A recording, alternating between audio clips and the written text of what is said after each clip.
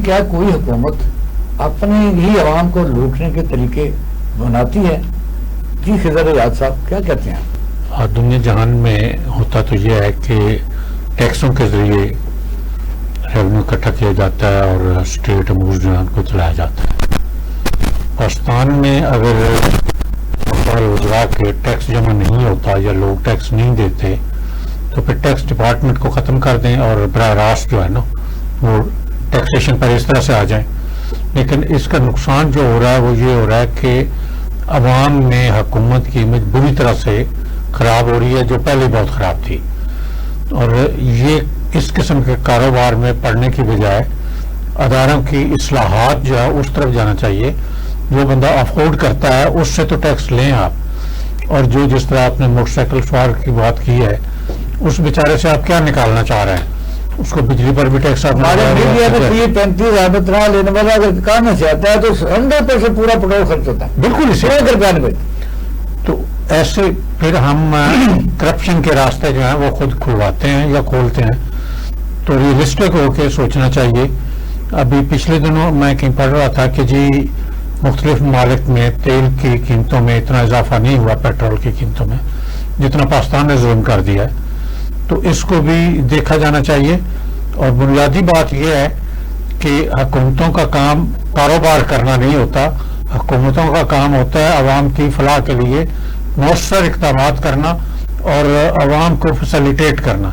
यहाँ उसके उल्ट काम हो रहा है कि फैसिलिटीज जितनी विथड्रा कर सकते हैं वो कर लें और जितना निचोड़ सकते हैं वो निचोड़ लें। तो इस पर मौजूदा हुकूमत को खास तौर पर इस उधर से बाहर निकल आना चाहिए कि जी हमने लेवी लगा के पैसे कमाने हैं। भाई आप लोगों का काम है टैक्स कलेक्ट करना, या आपकी इंसानिया का काम है।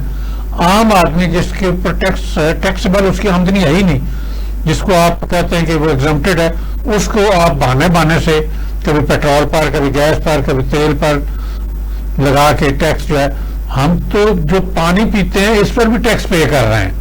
तो क्या करना चाह रहे हैं? मेरी तो समझ से बाहर है। ये सच्ची बात है, आम आदमी के लिए सांस लेना मुश्किल है। मतलब क्या कहते हैं इस पर? यानी बिल्कुल कोई सुख का सांस हुकूमत कोई लेने दे रही है किसी को?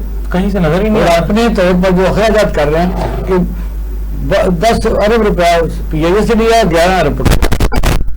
अब एक तरफ गवर्नमेंट क्या करती है कि पेट्रोल की प्राइसेस बढ़ाती हैं, बिजली की प्राइसेस बढ़ाती हैं, अवाम पे टैक्स लगाते हैं, अगले दिन अपनी तनख्वाहें बढ़ाने का ऐलान कर देते हैं, एक दिन फिर पेट्रोल बढ़ाते हैं और अगले दिन अपने लिए लग्जरी गाड़ियां खरीदना शुरू कर देते हैं।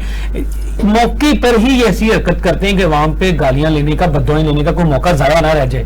तो ये मतलब गवर्नमेंत पता ही नहीं किस नहज पे चल पड़ी, उनको सिर्फ ये अपनी मराहत में इजाफा दिन ब दिन करना है और अवाम को दिन ब दिन निचोड़ना है। तो ये किसी तौर पर भी फलाही हुकूमत वाले काम नहीं। आप टैक्सेस मांग रहे हैं ऑस्ट्रेलिया, कनाडा वाले, और सूरत में सोमालिया वालियां दे रहे हैं। तो अब तो ये कूड़ा टैक्स लगा दिया है, जो कम से कम आपका बुनियादी काम है वही कूड़ा अगर प्राइवेट वो लोग उठाते थे 300 का, तो गवर्नमेंट 2000 ले रही है। तो हर तरफ गवर्नमेंट कारोबार पे निकल पड़ी है। और आप देखेंगे वही आपके बात, गवर्नमेंट का काम कारोबार करना नहीं, सहूलतें देना है। लेकिन हमारी गवर्नमेंट कोई ऐसा महकमा नहीं छोड़ती जिसपे कारोबार का मौका ना मिले, और वो पैसा न छोड़ के अपने लिए मनात खरीदती है। तो ये किसी तौर पर जस्टिफाइड नहीं है। ये अवाम में बिल्कुल इत्मीनान खत्म हो गया है।